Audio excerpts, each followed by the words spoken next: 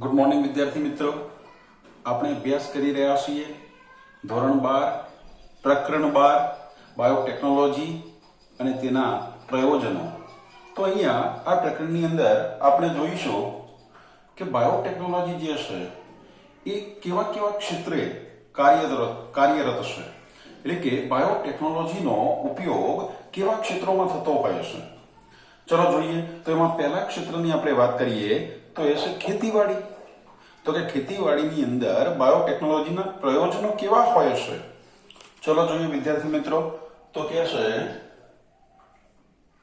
12.1 ખેતીવાડીમાં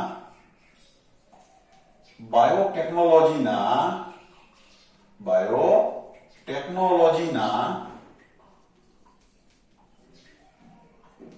શું કહે છે પ્રયોજનો એટલે કે એપ્લિકેશન. પ્રયોજનો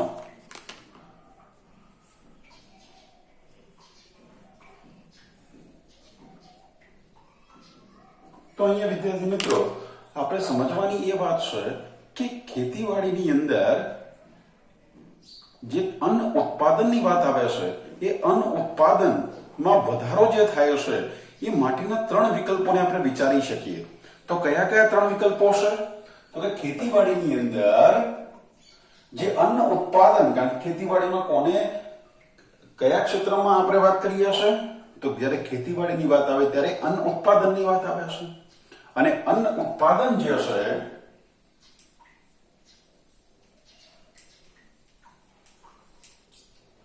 અન્ન ઉત્પાદનના વધારા માટે આપણે ત્રણ વિકલ્પોને વિચારી શકીએ. ત્રણ વિકલ્પો. તો એ ત્રણ વિકલ્પો કયા હશે કે જે અન્ન ઉત્પાદનને શું કરે છે? વધારે હશે. તો સૌથી પહેલો છે કે એગ્રોકેમિકલ આધારિત ખેતી. એગ્રોકેમિકલ એટલે કે જે જંતુનાશકો છે, ખાતરો છે કે જેના ઉપયોગ દ્વારા શું કરવામાં આવે છે? અન્ન ઉત્પાદનમાં વધારો કરવામાં આવે છે. તો સૌથી પહેલો વિકલ્પ બને છે કે એગ્રોકેમિકલ આધારિત ખેતી. એગ્રોકેમિકલ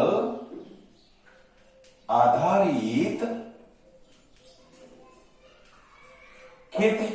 તો આપણે જાણીએ છીએ જે વિદ્યાર્થીઓના પિતા ખેડૂત હશે તેમને ખબર છે કે ઘરમાં ખાતરો આવતા હોય છે. ખાતરની થેલીઓ આવે છે, યુરિયા ને ડીએપી ને. તો આ બધા શું છે? ખાતરો છે. આ ઉપરાંત પાકને અંદર પડતી જીવાતને મારવા માટે કેટલીક જંતુનાશક દવાઓ પણ પપ્પા ઘરે લાવતા હશે. તો એ શું બતાવે છે કે એના ઉપયોગ દ્વારા અન્નના પુરવઠાને શું કરી શકાય? એટલે કે અન્નના ઉત્પાદનને વધારી શકાય છે. તો આ પહેલો વિકલ્પ છે. ચલો બીજો વિકલ્પની વાત કરીએ તો એ છે ઓર્ગેનિક ખેતી.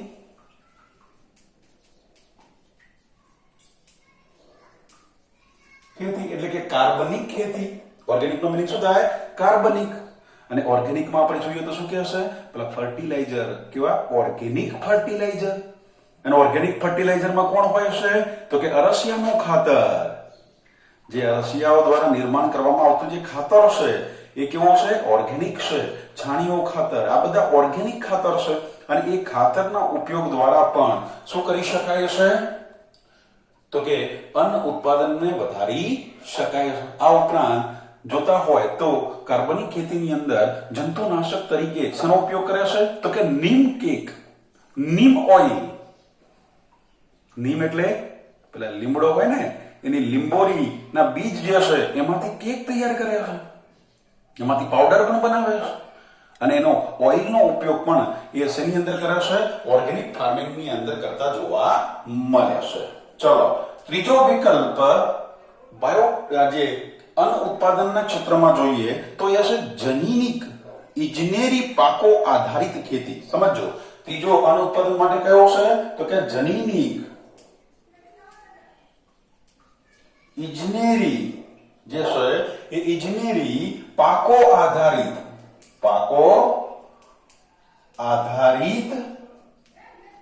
ખેતી. અને જનૈનિક ઇજનેરી પાકો એટલે કે જેમાં જેનેટિકલી શું થયું હોય, ક્યાંક મોડિફિકેશન થયું છે, ક્યાંક રૂપાંતરણ કર્યું છે, ક્યાંક પરિવર્તન કર્યું છે, જેના પરિણામે એ પાક જે છે એની ગુણવત્તામાં શું થયો છે, વધારો થયો છે. અને અન્ન ઉત્પાદન શું કરી શકાય છે, વધારી શકાય છે. તો આ ત્રણ એવા વિકલ્પો છે કે જેના આધારે ખેતીની અંદર શું કરી શકાય છે, અન્ન ઉત્પાદનમાં વધારો કરી શકાય છે. અને વિદ્યાર્થી મિત્રો, આપણે જોઈએ તો આપણા દેશમાં 2 રિવોલ્યુશન તો થઈ ચૂક્યા છે અને શાયદ ત્રીજું રિવોલ્યુશન આવી પણ શકે. ઘણા લોકો એ વાતો કરતા હોય છે કે એક સમય એવો આવશે કે પાણી માટે પણ યુદ્ધ થઈ શકે છે. તો અહીંયા જ્યારે રિવોલ્યુશન શું કામ લાવવા પડ્યા અને કયા રિવોલ્યુશન છે, તો આપણા દેશમાં ખેતી આધારિત એક રિવોલ્યુશન થઈ ગયું અને એનું નામ છે ગ્રીન રિવોલ્યુશન. એક વ્હાઇટ રિવોલ્યુશન થઈ ગયું જે ડોક્ટર વર્ગીસ કુરિયનના હેઠળ થયું હતું. એમને આપણા દેશમાં શું લાયા કે વ્હાઇટ રિવોલ્યુશન લાયા છે. જ્યારે ખેતીની અંદર આપણે જોઈએ છે તો જે રિવોલ્યુશન આવ્યો એ કયો છે, તો કે ગ્રીન રિવોલ્યુશન છે, જેને આપણે શું કહીશું, હરિયાળી ક્રાંતિ. આપણા દેશમાં શું આવી ગઈ, હરિયાળી ક્રાંતિ. શું થઈ ગઈ, હરિયાળી ક્રાંતિ. અને આ હરિયાળી ક્રાંતિ જે છે એ હરિયાળી ક્રાંતિ એટલે કે ગ્રીન રિવોલ્યુશન. અને આ ગ્રીન રિવોલ્યુશન થી શું થઈ શકે છે, તો કે શું થયું, તો કે જે અન્ન ઉત્પાદન થતું હતું એની અંદર 3 ગણો વધારો કરી શકાયો. ગ્રીન રિવોલ્યુશન ને પરિણામે શું થયું, એટલે કે હરિયાળી ક્રાંતિને પરિણામે શું થવા લાગ્યો, તો કે 3 ગણો, સમજો કેટલા ગણો, 3 ગણો શું વધારી શકાયો, અન્ન ઉત્પાદન. અન્ન ઉત્પાદન ને શું કરી શકાયો, વધારી શકાયો. 3 ગણો અન્ન ઉત્પાદન વધારી શકાય છે. પરંતુ આપણે જાણીએ છીએ કે પૃથ્વી પર વસ્તી અને કઈ માનવ વસ્તી કેવી રીતે વધે છે, કૂદકે ને ભૂસકે વધતી જાય છે. આપણા દેશની વસ્તી તમે જુઓ, 130 કરોડ છે. જેટલો ભૂપૃષ્ઠ વિસ્તાર હોવો જોઈએ એના કરતા હ્યુમન પોપ્યુલેશન વધારે છે. તો હવે એગ્રીકલ્ચર કરવા માટે તો જમીન વધવાની નથી, કારણ કે જમીન તો જે છે એના એ જ છે. પણ સામે શું થાય છે, માનવ વસ્તી વધતી જાય છે. તો હવે વધતી માનવ વસ્તીને પહોંચી વળવા માટે હજુ પણ વધુ અન્ન ઉત્પાદનની જરૂરિયાત પડશે. તો અહીંયા શું કીધું કે ગ્રીન રિવોલ્યુશન જે છે એ ગ્રીન રિવોલ્યુશનને પરિણામે 3 ગણો અન્ન ઉત્પાદન વધારી શકાય છે. એમ છતાં પણ વધતી જતી માનવ વસ્તી સામે આ પણ કેવો છે, અપૂરતો છે. સમજો, 3 ગણો કરી શકાય પણ વધતી જતી જે માનવ વસ્તી છે એના સામે આ અન્ન ઉત્પાદન કેવું છે, અપૂરતું છે.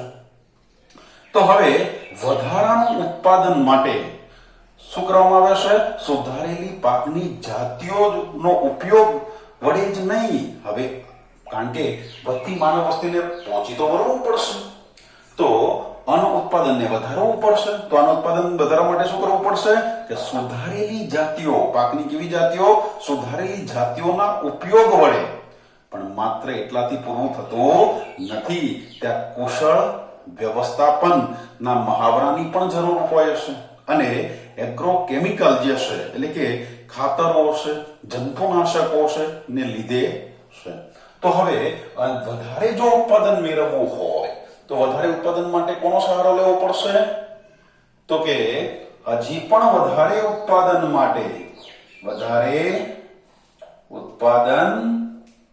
માટે શું કરવું પડશે, તો સુધારેલી પાકની જાતિઓ, સુધારેલી પાકની જે જાતિઓ છે એ જાતિઓનો ઉપયોગ કરવો પડશે. પણ માત્ર સુધારેલી પાકની જાતિઓથી નહીં થાય, સાથે સાથે શું કરવું પડશે, કુશળ વ્યવસ્થાપન. ખેતીને યોગ્ય પદ્ધતિઓ દ્વારા ખેતી કરવી પડશે. તો કુશળ વ્યવસ્થાપનના શું જોઈએ, મહાવરો.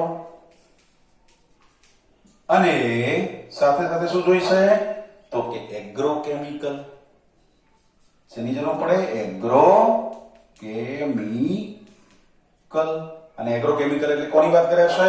ખાતરો છે અને જંતુનાશક દવાઓની વાત કરે છે. એગ્રોકેમિકલ એટલે કોની વાત કરે છે તો કે ખાતરો. આપણે વાત કરી યુરિયા, ડીએપી અને જંતુનાશક એટલે કે પેસ્ટિસાઇડ, ઇન્સેક્ટિસાઇડ, દવાઓ જે છે જેનો શું કરવો પડશે? ઉપયોગ કરવો પડશે. અને તો જ અન્ન ઉત્પાદનને શું કરી શકાય છે? હજુ પણ વધારી શકાય છે. પણ અહીંયા એક બીજી પણ મુસીબત છે કે વિકસતા દેશો છે, હજુ પણ આપણે ભારત જે છે એ વિકસિત નથી, વિકાસશીલ દેશ છે, એટલે હજુ પણ વિકસિત થઈ રહ્યા છે. હવે વિકસિત એટલે કે વિકસતા જે વિશ્વ હશે એ વિશ્વની અંદર એગ્રોકેમિકલ જે હશે એના ઉપયોગ કરવો એ ખેડૂતો માટે કેવો છે? ખર્ચાળ છે. સમજો કે એગ્રોકેમિકલ એટલે કે સુધારેલી પાકની જાતિ હોય, કુશળ વ્યવસ્થાપન હોય અને સાથે જો ખાતર અને જંતુનાશક દવાઓનો ઉપયોગ કરીશું તો ચોક્કસ હજુ પણ વધુ અન્ન ઉત્પાદન મેળવી શકાય છે. પણ વિદ્યાર્થી મિત્રો, એના માટે શું થાય હશે કે જે વિકસતા વિશ્વ માટે, કારણ કે પૂરું વિશ્વ વિકસિત છે નહીં, માટે શું કહેશે? વિકસતા વિશ્વ માટે જ્યારે વાત કરીએ છે ત્યારે વિકસતા વિશ્વ માટે જે ખેડૂતો છે એના માટે એગ્રોકેમિકલનો ઉપયોગ કરવો એટલે કે ખાતરો અને જંતુનાશક દવાઓનો ઉપયોગ કરવો એ કેવો છે? ખેડૂતો માટે ખૂબ ખર્ચાળ છે. માટે શું કહે છે? ખાતરો અને જંતુનાશક એટલે એગ્રોકેમિકલનો શું કરવાની વાત કરે છે? ઉપયોગ એ ખેડૂતો માટે કેવો છે? ખૂબ જ ખર્ચાળ છે. કેવો છે? ખૂબ ખર્ચાળ છે. હવે એક તો ખેડૂતોને પરવડે એમ નથી, તેમજ સાથે સાથે શું કહેશે કે પરંપરાગત જે સંવર્ધન છે એટલે કે જે આપણે કહીએ કે બાપ દાદાની પેઢીથી ચાલતો આવે છે, તો એ જે પરંપરાગત જે સંવર્ધન છે એ પણ વધુ પાક ઉત્પાદન માટે અપૂરતું છે. સમજો શું કહે છે? એક તો વિકસતા વિશ્વ માટે જે ખેડૂતો છે એ ખેડૂતો માટે ખાતર અને જંતુનાશક એટલે કે એગ્રોકેમિકલનો ઉપયોગ કરવો એ ખૂબ ખર્ચાળ છે. સાથે સાથે શું કહેશે? પરંપરાગત જે સંવર્ધન છે એટલે કે જે સંકરણની પદ્ધતિઓ દ્વારા નવા નવા બીજ ઉત્પન્ન કરવા અને સાથે સાથે જે પાકની આધારિત જે પરંપરાગત જે ખેતી છે એ વધુ પાક ઉત્પાદન માટે હજુ પણ કેવી છે? અપૂરતી છે. તો પરંપરાગત સંવર્ધન જે છે એ પણ કેવું છે? પાક ઉત્પાદન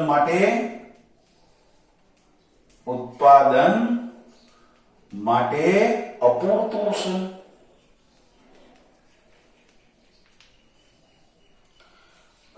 તો અહીંયા એગ્રોકેમિકલનો ઉપયોગ કરવો એ ખેડૂતો માટે ખર્ચાળ છે અને સાથે સાથે પરંપરાગત જો સંવર્ધનનો ઉપયોગ કરે અને પાક ઉત્પાદન વધારવા જાય તો પણ એ જથ્થો પૂરતો ઉત્પાદન થઈ શકતો નથી. તો હવે એવો કોઈ વિકલ્પ છે એટલે કે કોઈ જનીનિક એટલે કે આનુવંશિક આપણે કહીએ કે આનુવંશિક માહિતીના ઉપયોગ દ્વારા હજુ પણ વધારે ને વધારે શું કરી શકાય? અન્ન ઉત્પાદનને કરી શકાય. તો હવે શું કહેશે કે એવો કોઈ વિકલ્પ છે કે જેની અંદર કઈ માહિતીનો ઉપયોગ કરવાની વાત ચાલે છે તો કે આનુવંશિક. આપણે શું કહીએ? જનીનિક માહિતી. તો આનુવંશિક કે કોઈ જનીનિક માહિતીના ઉપયોગ વડે શું કરી શકાય? અન્ન ઉત્પાદનને વધારી શકાય. અન્ન ઉત્પાદનને શું કરી શકાય? વધારી શકાય.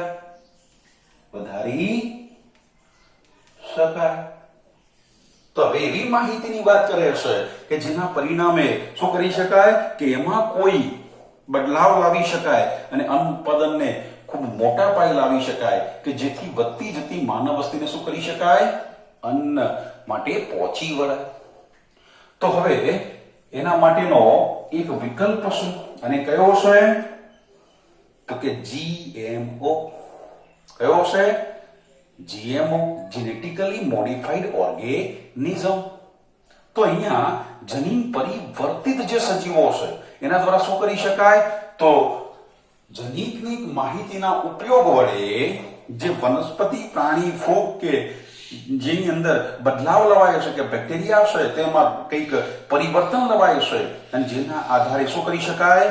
તો ખેડૂતોને આ કયા તો એગ્રોકેમિકલના ખર્ચાથી પણ બચાવી શકાય, સાથે સાથે પાકના ઉત્પાદનને વધારી શકાય. અને આપણે એ પણ જાણીએ છીએ કે વધુ પડતો એગ્રોકેમિકલનો ઉપયોગ એ શું કરે છે? તો કે પર્યાવરણ પર એક હાનિકારક પ્રભાવ પેદા કરે છે. કારણ કે વધતો જતો જે એગ્રોકેમિકલ એ શું કરે છે? તો પર્યાવરણ પર ખતરો છે. સાથે સાથે માનવોની અંદર પણ કે પ્રાણીઓની અંદર શું કરે છે? ક્યાંક રોગો પણ વધારે પેદા કરી શકે છે. રોગ ઉત્પાદન માટે પણ છે. માત્ર અનુત્પાદન જ નથી કરતું, પણ એનું જે સાઇડ ઇફેક્ટમાં આપણે જોઈએ તો પર્યાવરણને મોટી હાનિ પહોંચાડે છે.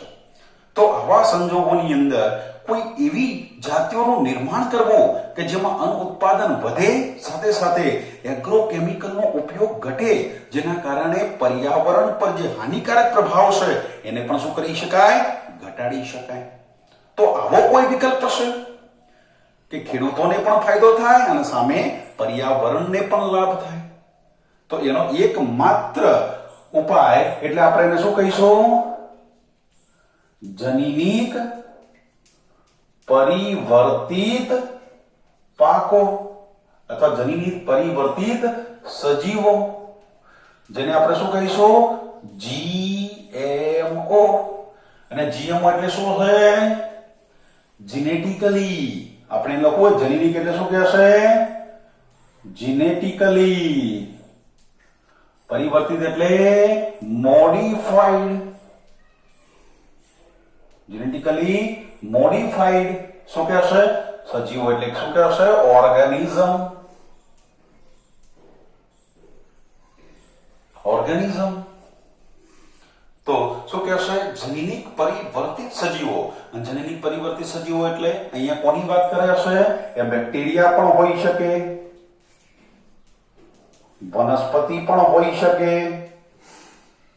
પ્રાણીઓ પણ હોઈ શકે અને ફૂગ પણ છે. અને ફૂગ પણ છે કે બેક્ટેરિયા, વનસ્પતિ, ફૂગ અને પ્રાણીઓ જેવા જે સજીવો છે એ સજીવોમાં શું કરાય છે? જીનેટિકલી મોડિફાઈ કરવામાં આવ્યા છે. એમાં જનીનિક પરિવર્તન લાવવામાં આવ્યા છે અને પરિવર્તનથી જે સજીવો નિર્માણ પામે છે ને આપણે કેવો કહીશું? GM સજીવ કહીશું. જીનેટિકલી મોડિફાઈડ સજીવો છે. તો આવા સજીવના નિર્માણ દ્વારા શું કરી શકાય છે?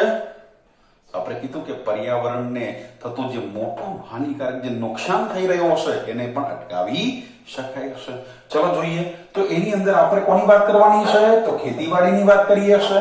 તો એમાં આપણે કોની વાત કરીશું? GM વનસ્પતિ એટલે કે જીનેટિકલી મોડિફાઈડ વનસ્પતિઓની, એ પાકોની વાત કરીશું. તો એ પાકો દ્વારા શું કરી શકાય છે? કે GM એટલે કે જેનેટિકલી મોડિફાઈડ જે વનસ્પતિ પાકો છે, પાકો જે છે એના દ્વારા શું કરી શકાય અને એ કેવી રીતે ફાયદાકારક રહેતા હોય છે? ચલો જોઈએ તો એ કેવી રીતે લાભદાયી છે. ચલો એના લાભોને જોઈએ તો સૌથી પહેલો લાભ કયો છે? કે જીનેટિકલી મોડિફાઈડ વનસ્પતિઓનો ઉપયોગ જે છે એમાં પહેલો લાભ એ છે કે અજૈવિકતા. સમજો, અજૈવિકતા. અને અજૈવિકતા એટલે શું કહે છે?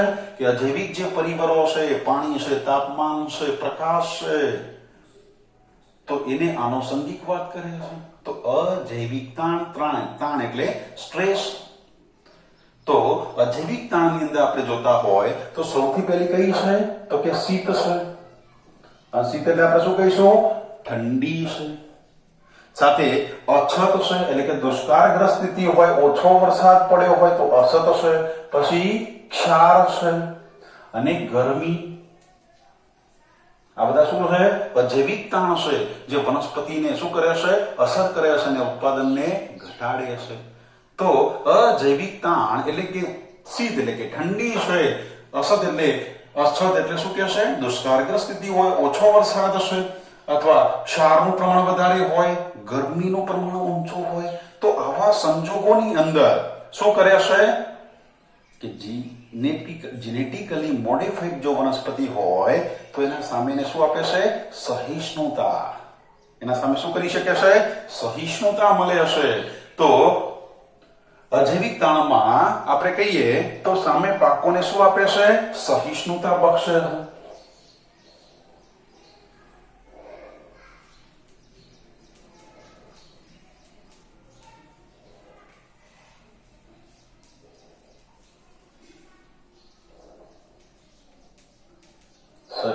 સહિષ્ણુ બનાવે હશે. એના સામે ટકી રહેવા માટે એ કેવી હોય છે? તૈયાર રહે છે. ચલો સેકન્ડ નંબરની અંદર આપણે જોતા હોય તો જીવાત નાશક જે રસાયણો છે એના પ્રમાણને પણ શું કરે છે? ઘટાડે છે. એટલે કે એના ઉપરની જે નિર્ભરતા છે એને પણ ઘટાડે છે. એટલે શું કહે છે? જંતુ પ્રતિરોધક તરીકે જોવા મળે છે. કયા સ્વરૂપે? જંતુ પ્રતિરોધક. વિદ્યાર્થી મિત્રો યાદ રાખજો, જેનેટિકલી મોડિફાઈડ જે પાક, જે વનસ્પતિઓ છે એ વનસ્પતિઓ એ કેવી રીતે લાભદાયી છે? તો પહેલો લાભ છે કે અજૈવિક તાણ જેવી જે પરિસ્થિતિઓ છે એના સામે સહિષ્ણુતા બક્ષે છે. સામે બીજું જોઈએ તો જંતુ પ્રતિરોધક તરીકે જોવા મળે છે. અને જંતુ પ્રતિરોધક તરીકે આપણે જોઈએ તો જે જીવાત નાશક છે એના પરની જે નિર્ભરતા છે એને શું કરે છે? ઘટાડે છે. એટલે કે જીવાત નાશક પરની જે નિર્ભરતા છે એને શું કરે છે? તો કે ઘટાડે છે. એટલે કે ખેડૂતોને જંતુ પ્રતિરોધકો પર નિર્ભર રહેવું પડતું નથી. ઓલરેડી એની અંદર એટલો ટોલરન્સ હોય છે કે એની અંદર જીવાતનું પડવાનું પ્રમાણ કેવું થઈ જાય છે? પાકમાં ઓછો થઈ જાય છે. સાથે સાથે ત્રીજો જોઈએ તો લણણી પછી, સમજો, લણણી પછી એટલે કે પાક લીધા પછી થતા જે નુકસાનને હશે એને પણ ઘટાડવામાં એ કેવું બને છે? તો કે સહાય કરે છે. સમજો શું કે છે? લણણી એટલે પાકને લણી કાઢવો. તો લણી પછી પણ જે પાક છે એ પાકને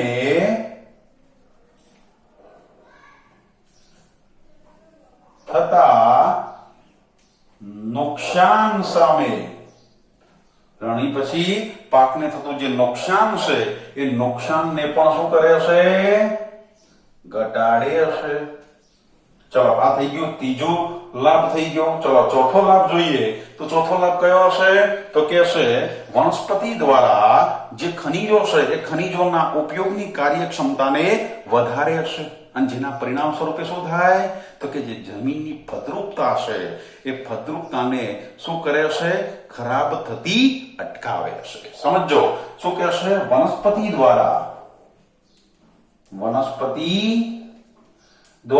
શું કરે છે? તો ખનિજોનો જે વપરાશ છે એ ખનિજોના વપરાશની જે કાર્યક્ષમતા છે એ કાર્યક્ષમતાને શું કરે છે? વધારે છે. અને જેના પરિણામે શું થાય છે? તો કે જમીનની જે ફળદ્રુપતા છે એ જમીનની ફળદ્રુપતાને નષ્ટ થતી અટકાવે છે. જમીનની જે ફળદ્રુપતા છે, ફળદ્રુપતાને નષ્ટ થતી એટલે કે ખરાબ થતી, નષ્ટ થતી શું કરે છે? અટકાવે છે. એટલે કે જે જમીનની અંદર જે ખનિજો છે એના વપરાશને વનસ્પતિ દ્વારા વધારે હશે, જેના પરિણામે જમીનની જે ફળદ્રુપતા હોય એ ફળદ્રુપતાને નષ્ટ થતી શું કરે છે? અટકાવે છે. અને છેલ્લું જોઈએ તો શું કહે છે? કે ખોરાકનું પોષણકીય મૂલ્યને શું કરે છે? વધારે હશે. ખોરાકના પોષણકીય જે મૂલ્ય છે એ મૂલ્યને શું કરે છે? વધારે હશે. હવે આપણને એમ થાય કે ખોરાકનું પોષણકીય મૂલ્ય કેવી રીતે વધારે હશે?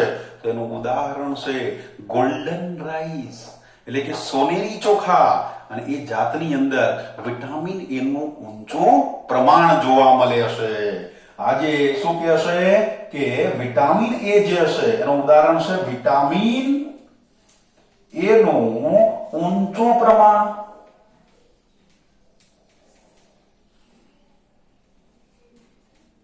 ધરાવતી જાત અને કઈ છે? Golden rice. એટલે આપણે શું કહીશું? ગોલ્ડન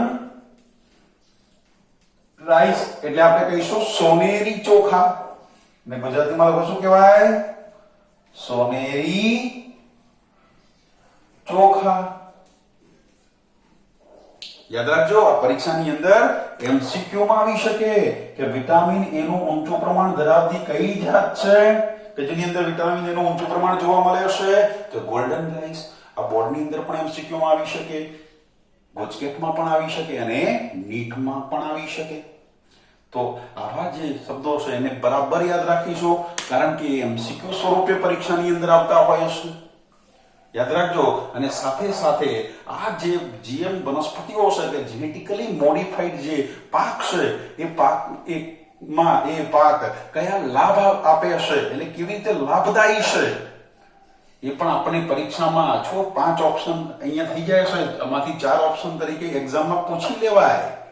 એટલે કે એવી રીતે પૂછે કે નીચે આપેલ માંથી કયા, એટલે કે નીચે આપેલ માંથી જે ઓપ્શન હોય એ વિકલ્પો પૈકી કયા વિકલ્પો એ શું કહેશે કે જેનેટિકલી મોડિફાઈડ જે પાકો છે એ પાકની અંદર લાભદાયી સ્વરૂપે જોવા મળે છે. આ ટાઇટલ મૂકશે અને નીચેની બાજુ શું કરશે? તો આ લખશે. સમજણ પડી? તો એ પ્રમાણે આમાંથી આ પણ આખો એક એમસીક્યુ સ્વરૂપે પૂછી શકે અને સાથે સાથે પરીક્ષાની અંદર 2 માર્ક્સમાં પણ પૂછી શકે કે જણાવો શું જીએમ વનસ્પતિ એટલે કે જેનેટિકલી જનીન પરિવર્તિત પાકોનો ખેતીની અંદર લાભ, એટલે કેવી રીતે લાભદાયી છે એ જણાવો. તો તમારે આ લખવાનું થાય છે.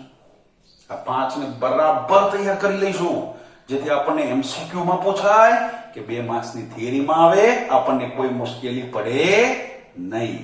ઓકે વિદ્યાર્થી મિત્રો, સરસ તૈયાર કરી લઈશું. ચલો, સાથે સાથે આપણે આ તો કોની વાત કરી કે ખેતીની અંદર એટલે કે ખેતીવાડી ક્ષેત્રે જે બાયોટેકનોલોજીકલ જે ફાયદા છે કઈ વનસ્પતિઓના, તો કે જેનેટિકલી મોડિફાઈડ વનસ્પતિઓનો શું ઉપયોગ છે એ જોયા. પણ આ ઉપરાંત જે જનીન પરિવર્તિત જે વનસ્પતિઓ છે એનો ઉપયોગ ઉપરાંત પણ અન્ય ક્ષેત્રે પણ થાય છે, જેવા કે બળતણ તરીકે, પછી ફાર્માસ્યુટિકલ કંપનીઓ છે, પછી કયા સ્વરૂપે તો કે ઈંધણ સ્વરૂપે પણ ઉપયોગ થાય છે. તો અહીંયા શું કહે છે કે જે જનીન પરિવર્તિત જે વનસ્પતિઓ છે એ વનસ્પતિઓનો ઉપયોગ માત્ર ખેતીવાડીમાં અન્ન ઉત્પાદન માટે જ નથી થતો, પણ આ ઉપરાંત પણ અન્ય ક્ષેત્રોમાં પણ આ જનીન પરિવર્તિત વનસ્પતિઓનો ઉપયોગ થાય છે. જેની અંદર જોઈએ તો સ્ટાર્ચના ઉત્પાદનની વાત આવે, બળતણના ઉત્પાદનની વાત આવે કે ફાર્માસ્યુટિકલ જે કંપનીઓ છે એ ફાર્માસ્યુટિકલ કંપનીઓના સંયોજનના સ્વરૂપે પણ શું થતો હોય છે? જેનેટિકલી મોડિફાઈડ વનસ્પતિઓનો ઉપયોગ થતો જોવા મળે છે. અને કયા ક્ષેત્ર હશે? તો ઔદ્યોગિક ક્ષેત્રે. સમજો વિદ્યાર્થી મિત્રો, ખેતીવાડી ઉપરાંત ઔદ્યોગિક ક્ષેત્રે પણ જનીન પરિવર્તિત વનસ્પતિઓનો ઉપયોગ થતો જોવા મળે છે. તો વિદ્યાર્થી મિત્રો, આપણે સરસ રીતે જોઈ ગયા કે ખેતીવાડીની અંદર બાયોટેકનોલોજીના કેવા પ્રયોજનો હોઈ શકે છે, એનાથી કેવી જે જનીન પરિવર્તિત જે વનસ્પતિ પાકો છે એનાથી કેવા ફાયદા થતા હોય છે, એ કેવી રીતે લાભદાયી છે. અને હવે પછીના લેક્ચર્સની અંદર આપણે જે જનીન પરિવર્તિત જે વનસ્પતિઓ છે એના ઉદાહરણ સાથે સમજીશું. બીટી કોટન છે, સાથે સાથે એની પ્રતિકારકતા કેવી હોય છે એ પણ જોઈશું. તો અહીંયા સુધી રાખીએ છે. ફરી મળીશું એક નવા ટોપિક સાથે. અને આ ટોપિક જે છે નવો એટલે કે આપણે ખેતીવાડીમાં બાયોટેકનોલોજીનું પ્રયોજન કન્ટિન્યુઅસ જ છે, તો આને કન્ટિન્યુઅસ રાખીશું. તો અહીંયા સુધી રાખીએ. Thank you.